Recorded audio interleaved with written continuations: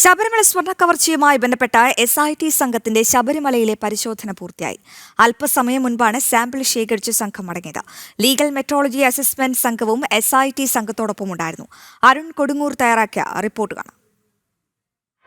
ശബരിമല സന്നിധാനത്ത് SIT സംഘം നടത്തിയ പരിശോധന ഇപ്പോൾ പൂർത്തിയായിരിക്കുകയാണ്. വൈകിട്ട് 7 മണിയോടെയാണ് പരിശോധനാ നടപടികളൊക്കെ തന്നെയും പൂർത്തിയാക്കി സംഘം മടങ്ങുന്നത്. ഏറ്റവും പ്രധാനപ്പെട്ട ഒരു പരിശോധന, സമഗ്രമായ ഒരു പരിശോധന എന്ന് ഇതിനെ വിശേഷിപ്പിക്കാൻ കഴിയും. കുറ്റപത്രം സമർപ്പിക്കുന്നതിന് മുമ്പ് ഈ ഒരു പാളികളുടെ ഈ പരിശോധനാ ഫലം ലഭിച്ചാൽ മാത്രമേ അത് ശാസ്ത്രീയമായി, അതിൽ കൃത്യമായി തന്നെ ഏറ്റവും ശാസ്ത്രീയമായുള്ള ഒരു റിപ്പോർട്ട് ലഭിച്ചാൽ മാത്രമേ അത് കോടതിയിൽ നിലനിൽക്കൂ. അതുകൊണ്ട് തന്നെ തുടക്കത്തിലുണ്ടായ ആ പരിശോധനാ ഫലത്തിൻ്റെ റിപ്പോർട്ടിൽ വന്ന അവ്യക്തത അത് വലിയ രീതിയിലുള്ള തിരിച്ചടി ഉണ്ടാകാനുള്ള ഒരു സാധ്യതയുണ്ട് എന്ന് SIT സംഘത്തിന് കൃത്യമായി മനസ്സിലാക്കിയിരുന്നു.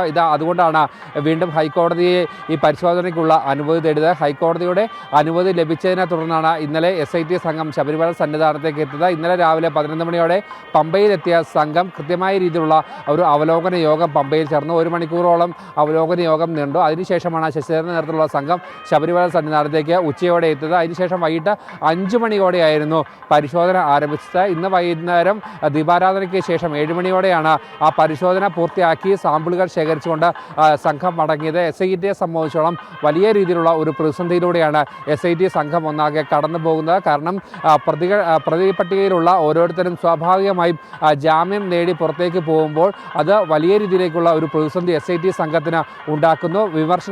വലിയ രീതിയിലുള്ള വിമർശനങ്ങൾ ഉണ്ടാകുന്ന ഒരു സാഹചര്യം ഉണ്ടാകുന്നു. അങ്ങനെ വലിയ രീതിയിലുള്ള ഒരു പ്രതിസന്ധിക്ക് നടുവിലാണ് ഇത്തരത്തിലുള്ള ഒരു പരിശോധന എന്നതുകൂടിയാണ് ഏറ്റവും പ്രധാനമായി നമുക്ക് എടുത്തു പറയേണ്ടത്. എന്തായാലും പരിശോധനാ ഫലം ഈ കേസിനെ സംബന്ധിച്ചുള്ള ഏറ്റവും നിർണായകമാണ്. എന്തായാലും പരിശോധനയ്ക്ക് സാമ്പിൾ ഇപ്പോൾ കൊണ്ടുപോയിരിക്കുകയാണ് ശബരിമല സന്നിധാനത്തു നിന്നും.